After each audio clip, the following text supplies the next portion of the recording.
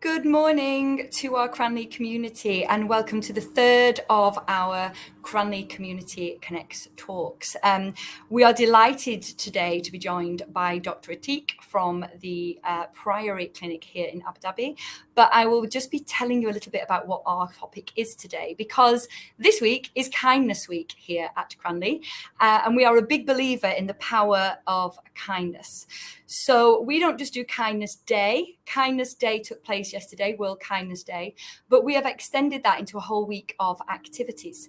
So yesterday we celebrated with Kindness Connects Day, where we asked people to make a new friend, talk to a stranger, and we challenged all of our community to take part in that.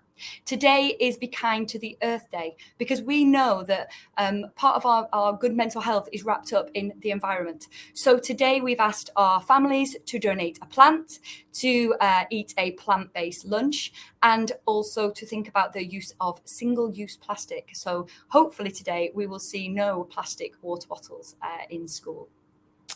Tomorrow is Tuesday and it's Kind Talk Day. So this is where we'll be launching our kindness podcast. And we're also asking students and staff and parents to think about how you talk to yourself. Think about that voice in your head and how critical it can be sometimes. So we're challenging people tomorrow to speak to themselves like they would to their best friend. On Wednesday, we are celebrating Kindfulness Day, and basically we're asking people to do random acts of kindness. I know you won't be able to see, but I'm actually surrounded by gifts that our teachers and admin staff have gifted to our support staff, and we will be giving them out as an anonymous but random act of kindness on Wednesday. And on Thursday, we will be asking all of our staff and our students and you, our parents, to come to school wearing red or pink t-shirts to show your pledge to always be kind. So that's what we're doing here at Cranley.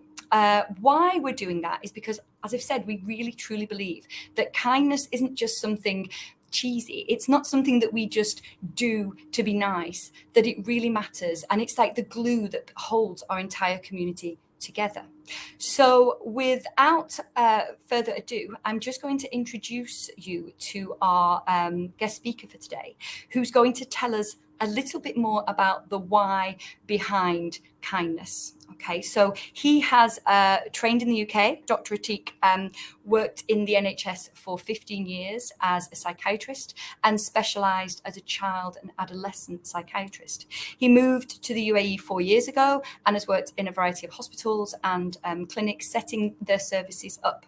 So I'm just going to welcome him into the chat and say good morning and make sure you can hear him. Good morning, Dr. Ateeq.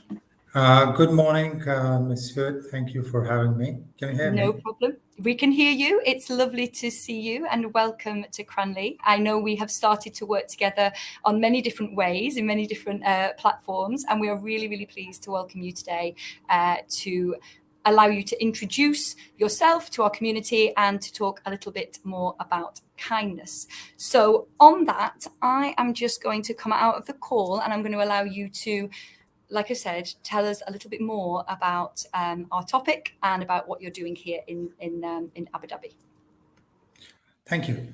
My name is Dr. Ateeq Qureshi. I am a consultant child and adolescent psychiatrist. I work at the Priory Wellbeing Centre in Abu Dhabi and in Dubai. And at the Priory, with the Priory that's in the UK, part of the Priory Healthcare Group. And we have services all across the Middle East, here in the UAE, as well as now starting services in Saudi Arabia. We have mental health services for children, adolescents, and adults. And our aim is to have the same quality of mental health care and well-being that our services offer in the UK, and to bring that care to the UAE and to the wider region. So we have a multidisciplinary team for children and adolescents with very experienced psychiatrists, psychologists, speech and language therapists, occupational therapists, and hopefully more to come because it's a growing team. Thank you, Monsieur, for having me. It's a pleasure to be talking to the parents of your community today. As you can tell, I am not an expert on kindness. I wish I am kinder. And I think that thinking about this talk has made me think a bit more about the ways we can be kind. But we are all experts in kindness because it's a very human trait. It's a very natural, normal human trait. So it'll be a bit of a talk about why kindness is related to well-being, or how it is related to well-being, something that we don't normally think of because we think of kindness purely from a selfless perspective.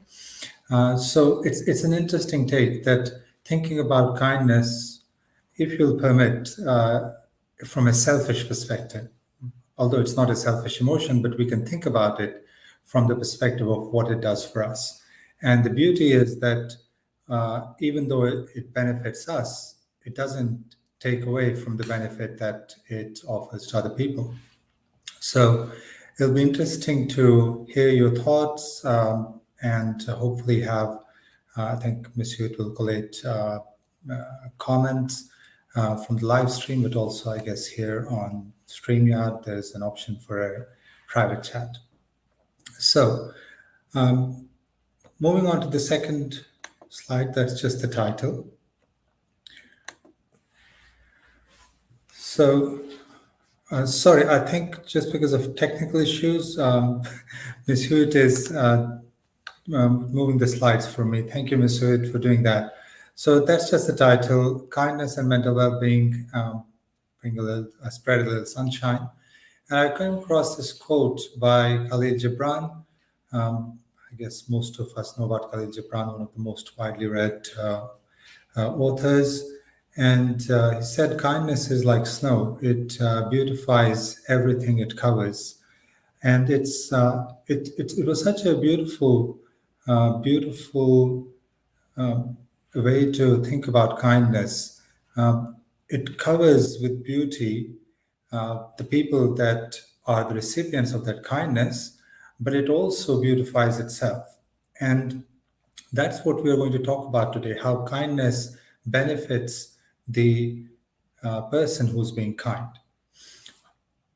So moving on to the next slide, it's just the definition of kind. We don't need to be reminded of that, but I don't know. I thought of looking it up because we know words, but sometimes it's still interesting to see how they're accurately defined. And kindness is described as the quality of being kind, to treat someone with kindness and consideration. And being kind is caring about others, is being about gentle, friendly, and generous. So I guess all of the things that most of us would think about when we think about kindness. And generally, when we talk about kindness, we mean actions that are selfless or of a mindset that puts others' well-being before our own. And whenever we talk about kindness, we think of it in that way, that putting others' well-being before our own. And that's good because that's what kindness is. However, today we are going to talk about something different, something that we don't think about. That although kindness puts others' well-being before our own, does kindness contribute to our well-being? And if it does, in what ways does it do that? And why would kindness benefit us? So it's interesting from that perspective that although kindness is a selfless emotion, we're going to think about what it does for the person being kind. So why are we kind? Most of us don't stop to think about why we are kind, which is good. But scientists do, social scientists, behaviorists, and they have come up with quite a few plausible theories about why human beings are kind. And the social behavioral theories have agreed upon a few different reasons of a few different kinds of kindness and a few different reasons for why those ways of kindness might have evolved. And the main social behavioral theories are kin altruism, mutualism, reciprocal altruism, and competitive altruism. So the idea that we will be kind to our kin, to our family, that we'll be kind to people who we have a mutual interest with, our neighbors, people that we work with, people that we come across with um, in, um, in different settings. Reciprocal altruism, where we do good, but we also expect good in return.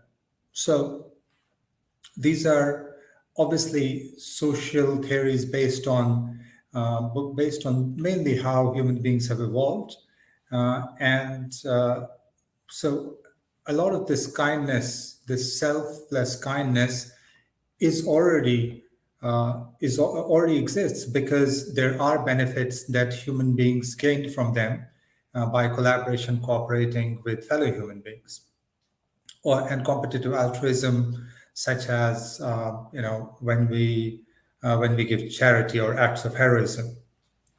So these theories predict that people will be happy to help friends, family, community members, spouses, and even strangers under some circumstances.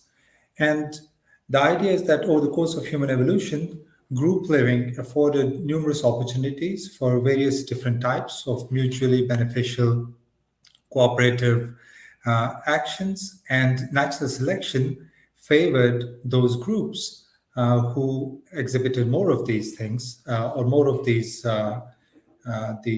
behaviors. And over time, the natural selection evolved psychological mechanisms for taking advantages of these opportunities. So, so this is the social evolutionary background for why human beings are kind. However, we built on this because these theories posit that kindness, it comes across as transactional at an unconscious level, but still transactional. However, because of the human capacity for culture and the ability to invent and share new ways of living, we built upon it over time, and we elaborated on these to have kindness even beyond these situations which were reciprocally beneficial or good for the group. And we inculcated this further and amplified altruism to the degree that we would do it much more often for strangers now, whereas in a uh, in a social behavioral theory model, we wouldn't do it as often for strangers, but we could still do it because a stranger is a friend you haven't met yet. So there's still the possibility of a reward there. And now there's growing interest in using kindness as an intervention to boost subjective well-being. However, is it just um, a vague thought that kindness can boost our well-being, or is there evidence that acts of kindness are not only good for the person who is the recipient of the kindness, but also the actor who does the kindness? And can these effects be lasting? Are they temporary effects that just a sense of well being in the moment, or are they lasting effects? And there is now uh, quite a lot of research over the last couple of decades, some of which I'm going to go through, which shows that acts of kindness boost the well-being of the recipient in many ways, not just in their subjective feeling of well-being, which is important, but also boosting longer-term well-being as well as physical health. So we'll go through some of the evidence for this, some of the scientific evidence, and I think obviously we intuitively kind of understand that yes, this may be there may be these mechanisms at place, but once we see the evidence, it's very strong evidence which shows that the effects are much stronger, and in some pieces of research, very strong, much stronger than most people would think, even people that work in the field. So the next slide is why would performing kind acts improve well-being? What would be the biological basis? And Ms. Hewitt was talking about it just before this talk about how there was talk with the children at school about some of the neurotransmitters and hormones involved in this, how kindness boosts well-being. So many of you may already be aware of these through your own research or through having read about it. So, but generally, because of the evolutionary impetus to kindness that we talked about in the earlier slide, then evolution would make it so that there would be some reward systems built into performing acts of kindness. And happiness, the sense of well-being that we get with performing kind acts, can be seen as an internal reward system for acting in ways that promote survival and reproduction. If we just go with in general. So in general, happiness is an internal reward system, and it makes us act in ways that promote survival and reproduction. That's why when we are with our babies or little children, it makes us happy, because that's an internal reward system for looking after them sometimes through very difficult times, and that promotes the survival of the group. So in the same way, acts of well-being, acts of kindness trigger the same reward systems in the brain, and with the same neurotransmitters and the same pathways that are used for other that are the reward systems for other acts of happiness. So caring for family, maintaining coalitions, trading favors, and increasing status, which are all the evolutionary basis of kindness, are also important evolutionary adaptive goals. So there's a strong evolutionary basis built into it, which has, through a period of evolution, built a strong biological basis for it. And so kindness acts on the happiness pathways, on the well-being pathways. It increases the levels of, or acts of kindness increase the levels of serotonin and of dopamine, which are neurotransmitters that are involved in our sense of well-being, in our sense of happiness. And in fact, some of the medicines that we use, or most of the medicines that we use in mental health for depression and other difficulties, act on these neurotransmitters as well. So act on the same pathways and trigger the same pathways. And so that's the biological basis of acts of kindness. Kindness also increases the levels of oxytocin. Oxytocin is a hormone neurotransmitter which is sometimes called the love hormone or the cooperative social hormone, and it promotes feelings of bonding, of feelings of well-being in one's own self. So nursing mothers have high levels of oxytocin, and that helps us feel better about ourselves. But oxytocin also has quite a lot of other effects. It has effects on blood pressure. It reduces the blood pressure, so it has cardioprotective effects, and which are quite pronounced. So the next slide is the evidence. So we'll go through, there's lots of evidence. We'll go through a few seminal studies. And the first one that I'm talking about is a study done in 2009. It was a huge study, examined over 200,000 respondents from 136 countries to look at pro-social spending. So generally charity, pro-social spending, and was there a positive relationship between pro-social spending and well-being? And it found that pro-social spending was linked to higher sense of well-being across countries, across cultures, and they even tested to see whether it was across, because much of the earlier studies had been done in wealthier countries in Europe and North America. So in this study, these surveys looked at poorer countries. They looked at India, Uganda, particularly. So they had data from 136 countries, but some countries they looked at particularly to compare them to more affluent countries like Canada. And they found that pro-social spending was linked to higher sense of well-being across countries, across poor and rich countries.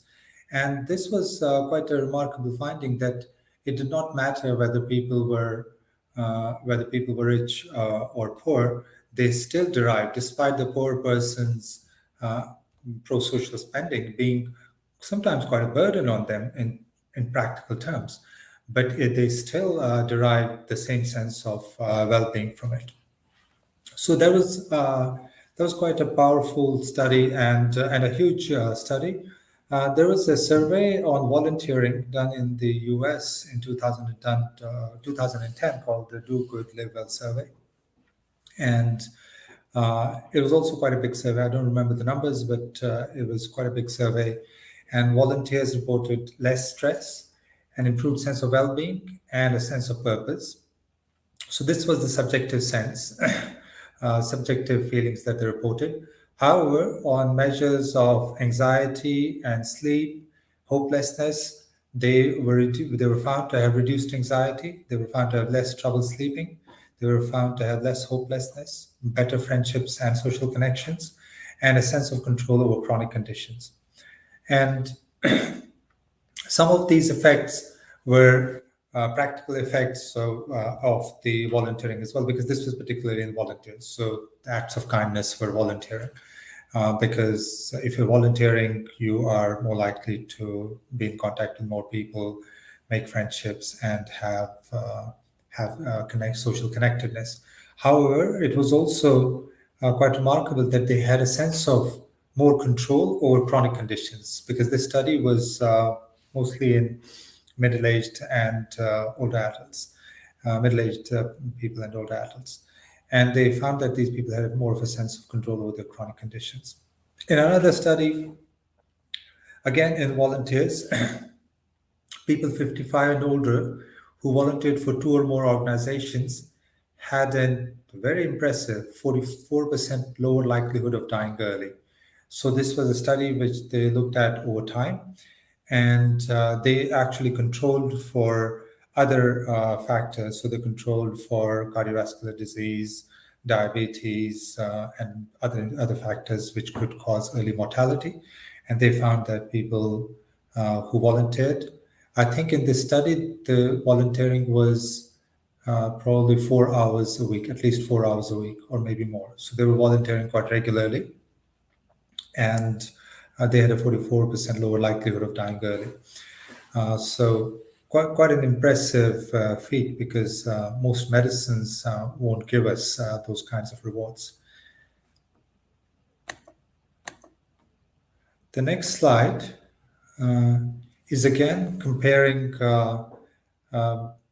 middle-aged and older adults who are volunteering compared to volunteers. And in this study, they followed this group up after 4 years, and they were looking at people's baseline blood pressures, and then 4 years later to see people who had normal blood pressure at baseline, how many of them went on to develop blood pressure or develop high blood pressure.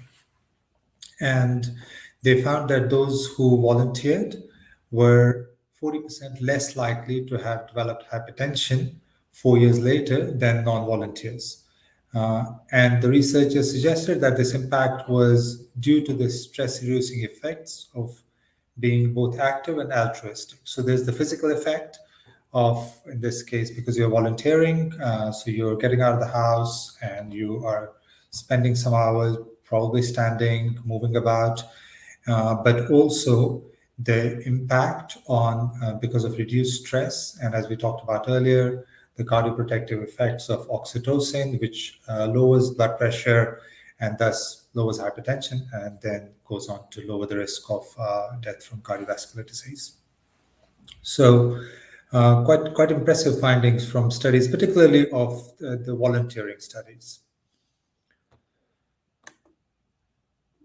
The next study is about children, so more of an interest to me, and I guess most of you, and Miss Hewitt. So children and adolescents. So this was a study in adolescents, and it was actually interesting because many of the studies that I've talked about so far, they are generally surveys, and they are looking at groups of people who are already doing something. So this study was a bit different. It actually was an experimental study where they assigned adolescents to two groups. One group that volunteered for 10 weeks and another group that did not volunteer, that just went on as usual, doing whatever they had been doing. And the volunteers, these were adolescents, so they were volunteering with primary school age children or elementary school age children and helping them, supporting them in the school. And so this wasn't a long study, it's 10 weeks, a 10-week intervention. And they found that, so what they did was at baseline, they wanted to see what the impact would be on, again, on cardiovascular health. And to determine the impact on cardiovascular health, they looked at cholesterol, they looked at body mass index, and they looked at inflammation, because inflammatory markers are raised in cardiovascular disease, and or raised inflammatory markers, which are often stress produces inflammation. So, and the inflammatory response of stress then goes on to have an impact on blood pressure and other cardiac parameters, and then later development of cardiovascular disease. So they found quite strong evidence, very clear evidence that the volunteer group had lower levels of inflammation. So the inflammatory markers that they were looking at, they had lower levels of the inflammatory markers. They had lower levels of cholesterol, and they had a lower body mass index. And interestingly, the volunteers who reported the greatest increases, so these are the objective physical health markers. And then they also had questionnaires to look for increases in empathy, altruistic behavior, and how they perceive their mental health.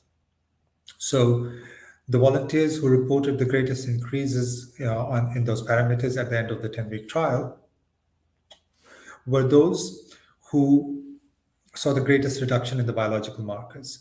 So then we can say that the biological markers are not just are not because of, or not only because of the physical aspect of volunteering, maybe getting a bit of exercise, maybe getting out of the house or moving about, but they are related to the sense of well-being, or at least these two things are connected. So the feeling of empathy, the feeling of altruistic behavior, and the self-perceived mental health, and the cardiovascular markers are connected. So this is quite an interesting and I think quite a seminal study. Yeah, I think something like this should be repeated.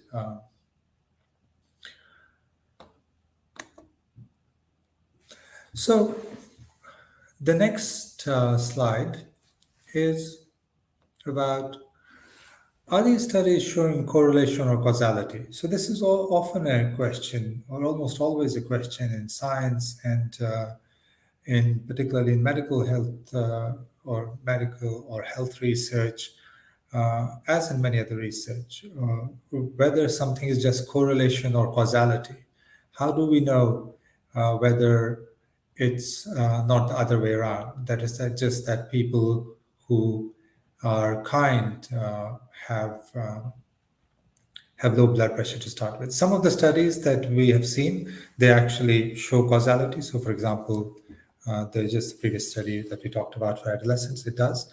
But some of the surveys that we talked about, they don't give as much evidence about causality or correlation. However, a huge meta-analysis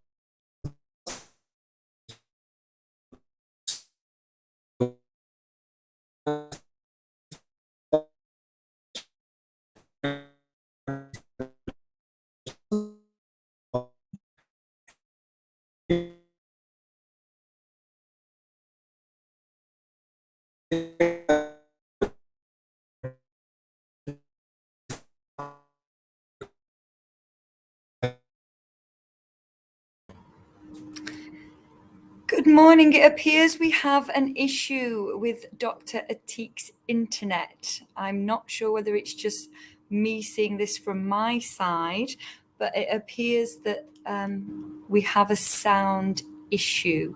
If I could just get some confirmation on that from my team who are watching, that would be really good. I may try and just get Dr. Ateeq to load back in again.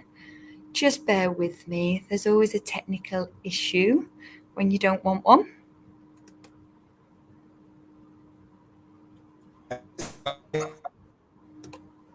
No, it appears that Dr. Ateeq has gone offline. I do apologise. I will try and continue with what Dr. Ateeq was going to say today, because the good news is that I actually have his the rest of his PowerPoint. So I hope he won't mind while he just trumps back into the call. I will just carry on. I think the doctor was talking about the meta-analysis that took place, talking about causation, which is something as a psychology teacher I do teach about. So looking at whether something is caused by or whether something is just to link to is really, really important. And there has been enough evidence now to suggest that actually it is caused, that these effects on your well-being are actually the result of. Oh, I can see the doctor's just come back in. Let me just see if his internet. Good morning. We lost you there for a moment. I was beginning to ad lib, but definitely not as well as you would be able to do that. So No. I will just go back. I'm really sorry. I think we lost you just after we were talking about the causation element, and the evidence being really strong now that this actually is caused by kindness. So let me just go out of the call and I'll just pop back in with the screen. Thank you to my team watching who just let me know about that. Thank you.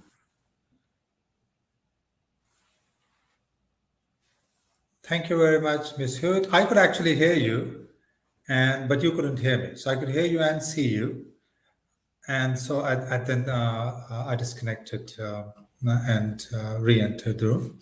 So so we were talking about in the previous slide, I think, about correlation and causality.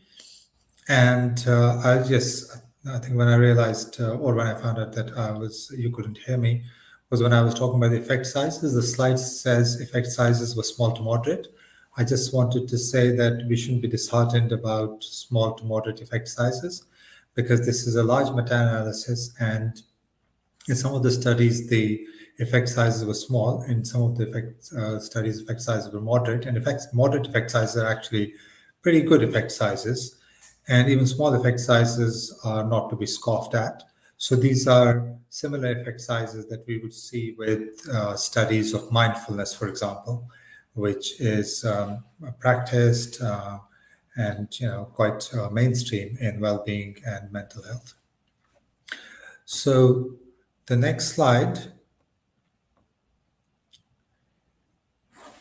is the same group of people that did the meta-analysis. A year later, they said, okay, let's see, because they thought that many of these studies, they weren't precise, and they weren't looking at whether there's a difference between who the act of kindness is towards. Does it make a difference whether we are kind towards our son compared to a stranger? So they designed a very simple but very effective study, and in fact, it was amazing because it was just a 7-day experiment. So the trial was to look at the effects of 7 days of kindness activities on changes in subjective happiness, and they wanted to see whether performing different types of kindness activities had differential effects on happiness. So whether giving charity, pro-social spending, or whether volunteering or doing something else, or helping a colleague with something, writing a thank you card for someone. Is there a difference between the kind of activity that to our well-being, and whether there's a difference in the sense of well-being if the act of kindness is directed towards people with strong social ties, with weak social ties, etc. And awesome results. They found that first, performing kindness activities for just 7 days increases happiness. So that's a fantastic result by itself. And in addition, there was a positive correlation between the number of kind acts and increases in happiness. So the kinder we are, the happier we are. So there's no limit. We can start being kind from the moment we wake up and continue being kind to the time we go to bed. And the more we do it, the happier we are. And they also found, interestingly, which is again an amazing thing, that they found that it did not matter who the act of kindness was towards, whether it was towards strong ties like close family to weak ties, towards the self, because that's something that we don't talk about in kindness generally. We talk about kindness towards others, not towards the self, but they also included kindness towards the self. And as well as observing acts of kindness. So that's also a very interesting thing. And that's also borne out by a lot of other research, which shows that not only doing acts of kindness, but receiving acts of kindness, and even more, not only giving or receiving acts of kindness, but even observing acts of kindness increases a sense of well-being, increases happiness. And so that's quite interesting. It has this domino effect, which is just amazing. So, and they found in this short but sweet trial that the kindness had an effect regardless of who was the recipient, or even if you were an observer of kindness, that there was an improvement in your happiness. So this was fantastic. So next slide, I guess a summary, a nice graphic is that doing good does us good. And we looked at all this evidence, and there's loads more to show that doing acts of kindness has a positive effect on our mental health, on our well-being, and on our physical health as well, as I pointed out. So the next slide is just kind of a summary of the things that we have gone about so kindness is teachable. Oh yeah, so there is some research. I didn't point to that, but there is some research which shows that kindness is teachable. And I guess we know that from our own experiences, because we learned kindness from others, from our parents, from our teachers, from strangers, sometimes, from the sales clerk. So we learn kindness from others, and kindness is teachable. And I think that's quite relevant for us, for me as a parent, for me as a child and adolescent mental health professional, and for our audience of teachers and parents. Kindness is contagious, like I said in the previous slide, and there's quite a lot of evidence that even observers of kindness have an increase in the sense of well-being. And I think that will resonate with our own experiences as well. When we see acts of kindness, we often are filled with a sense of well-being. Kindness increases the lifespan, particularly some kinds of kindness even more than others, but generally across the board. Kindness increases pleasure. Kindness stimulates serotonin release. We talked about it. We talked about oxytocin release. So I think for me, what's the most amazing thing is that kindness has this domino effect. Kindness has a paid forward effect. So if I do an act of kindness, the person who's the recipient of that kindness feels happier. I feel happier. They are more inclined to be kind to somebody else. And then it just creates a virtuous cycle of kindness.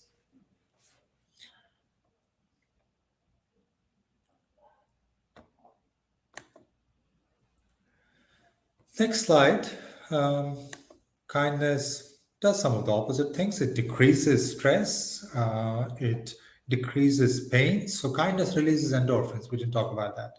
So acts of kindness release endorphins, and there's some research which shows that that can reduce the perception of pain.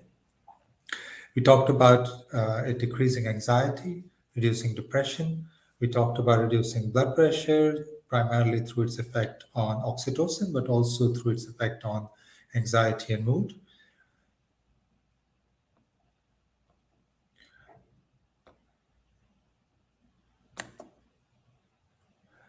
So the next slide is about practicing kindness, and I think that's after this slide we will, or I guess at this slide, it's just time to have comments, questions. I don't know how this works, but if other people can contribute, Ms. Hewitt, you, your colleagues, because it'll be interesting to hear about how do we practice kindness, because that's the key thing. So we talked in the previous slide about kindness being teachable.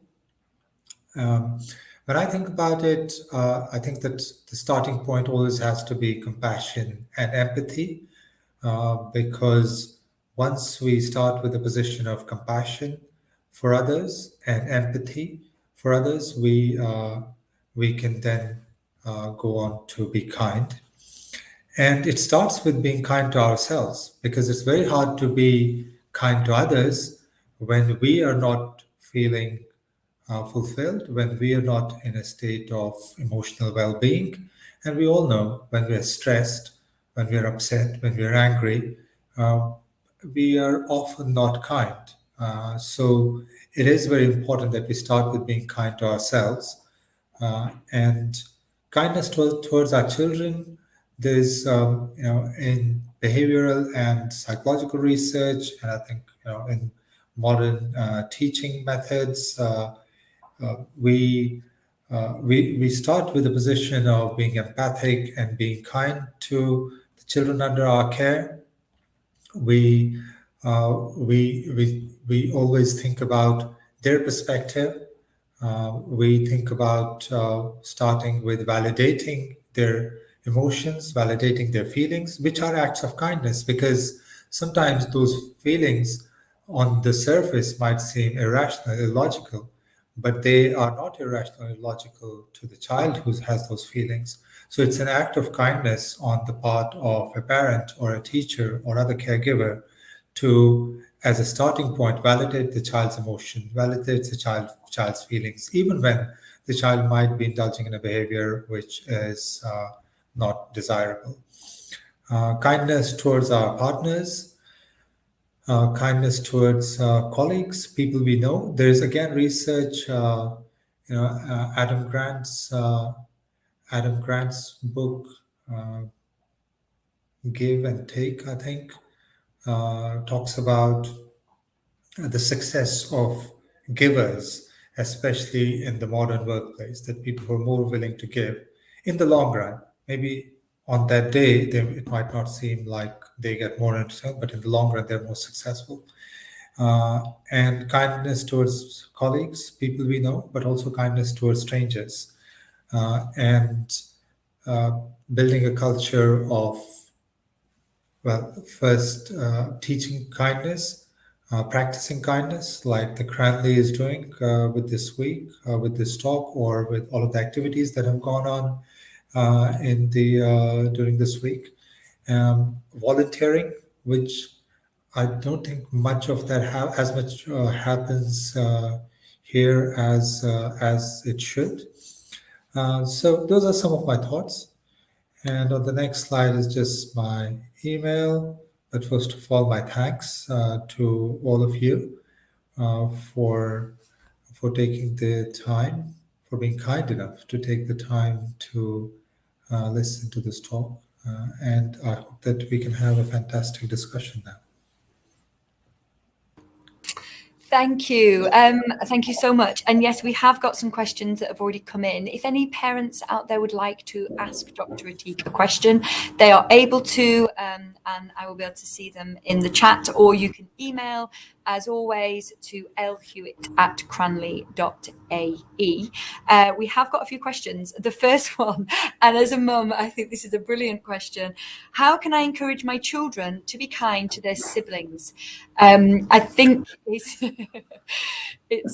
such a common thing, isn't it? You see, I've got really kind children at my house, in my home, but towards each other, then they're not always as kind as they are to their friends.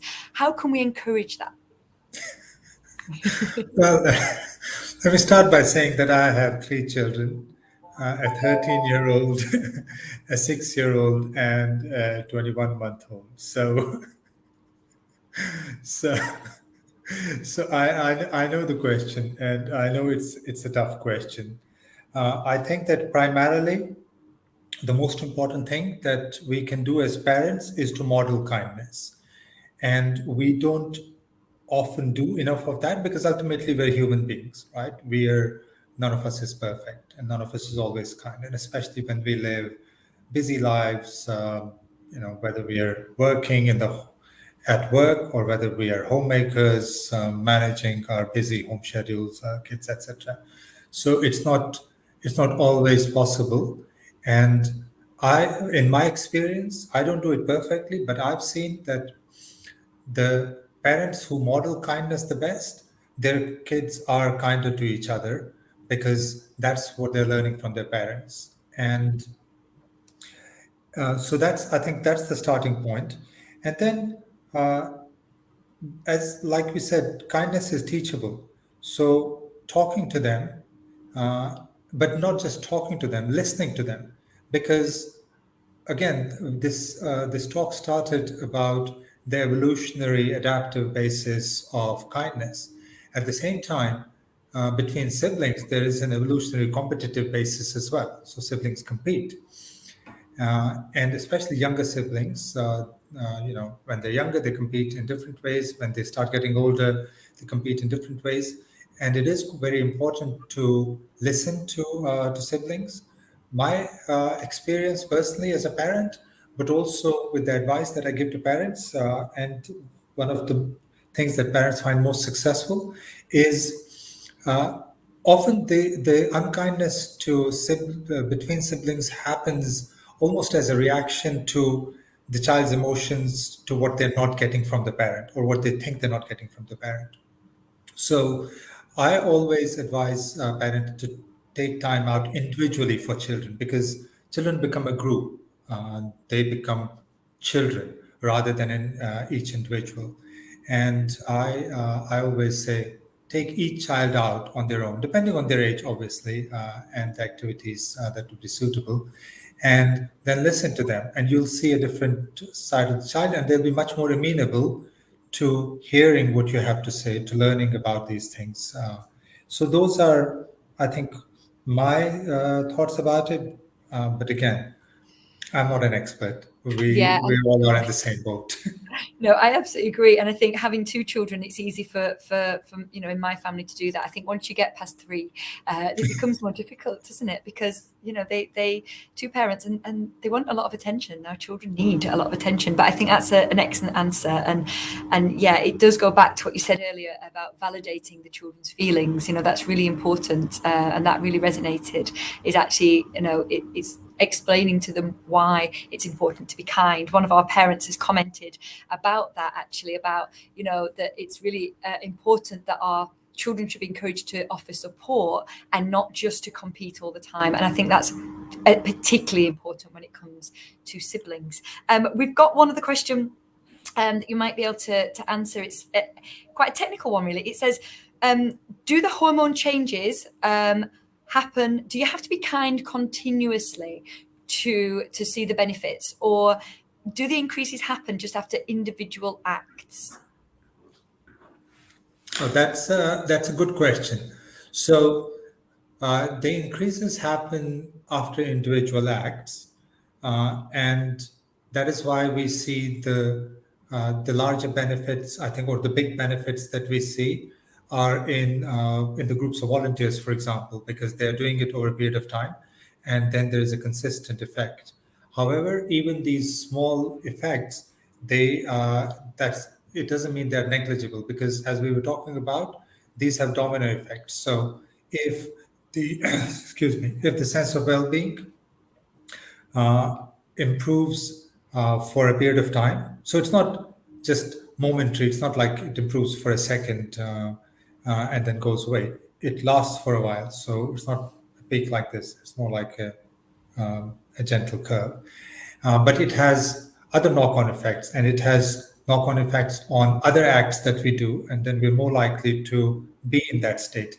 Just like when we practice meditation or mindfulness, in that moment of time, these hormones are being released, but the effects last longer because then there is a domino effect or a knock-on effect on other activities or on our how we're feeling generally. Okay. But yes, the more we practice, the more consistent the acts of kindness are, the bigger the benefits are, and the larger the effects are.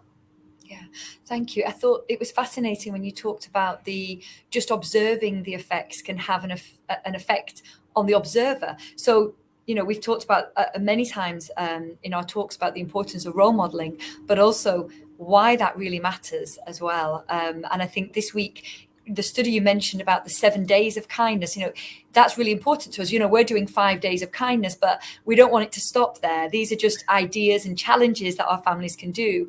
I know one parent spoke to me about they enjoy these initiatives we do because it gives them the chance in the morning to talk to their children in the car on the way to school about why these things matter. So, and like I say, I think it's really important that we're seeing the science behind it as well as just, you know, what we already knew. One more question about volunteering. You're absolutely right. There isn't as many opportunities potentially out here in the Middle East to volunteer. Do we have any idea how we can support our children in volunteering in ways where there are not as many opportunities, where there's limited resources? Honestly, I don't know. I mean, I think about it with my children. I think that there aren't many organized things, but that doesn't stop. But that doesn't stop us doing it in our own way, and it doesn't have to be something very systematic, right? It could be. It could be that we say that we'll take some food to. Well, I guess I don't know about COVID and regulations around that, but let's say oh, it's my kid's birthday, so let's take a cake to the shops in our neighborhood and distribute some cakes. So the child is actually doing a physical act, going, taking ownership, and doing that act rather than it being a passive act. But I think that now there are quite a lot of schools are doing initiatives on volunteering, and I think that when I was uh, when I was thinking about it, I was thinking that it's actually a good forum to think with parents about what are the possibilities, what are the things that we can do to volunteer. In schools, are the possibilities to volunteer in schools?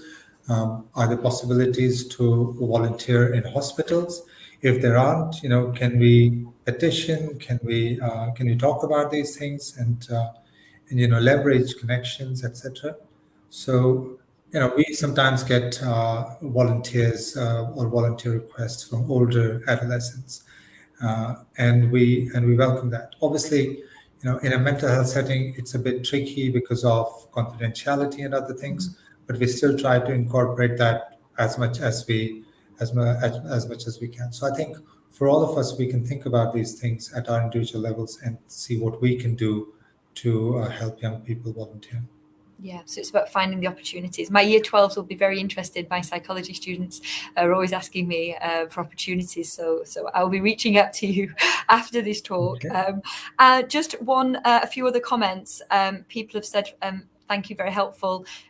We should absolutely role model being kind to each other, but also to strangers, such as being kind to waiters when in public. And I think that's, again, as parents, we have to be aware that our children are always watching, and how we model that is really important.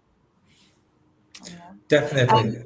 Yeah, I think we're coming about to the end of our time. Thank you so much. Even though I've looked at this area before, I've learned a lot today from listening to you and from having that opportunity to think about this. I am going to put a quote up around school next week, thought of the week, and it's going to be from you, Dr. Ateeq, and it's going to say, the kinder we are, the happier we are, because that's something that you said that I've written down that I think is really important, that it is actually not just about giving this to other people, but this kindness does make us happier as people and as a community. I spend every morning on the crossing over on Eastgate, waving to everybody who passes, and they can't see my smile because I have my mask on. But honestly, I can go out there feeling stressed and, anxious about things. And by the time I come off that duty, I feel relaxed and happy just because of that connection and that kindness. So I know as a school, we really value kindness and connection as one of our main initiatives that we're encouraging this year. So thank you very much for coming to talk to us about it. Anybody who wants to reach out to Dr. Ateeq obviously can do at the Priory. If you didn't get his email address, you can always email me and I will be able to put you in touch. So thank you very much. I hope that all of you out there enjoy the rest of Kindness Week, that you take part in as many of our challenges as you can. And remember that the most important thing is starting with being kind to yourself. Okay, so thank you, Dr. Ateeq. Thank you, Ms. Hewitt. It was a pleasure. And I look forward to working with you again. Me too. Bye. Thank you. Bye-bye.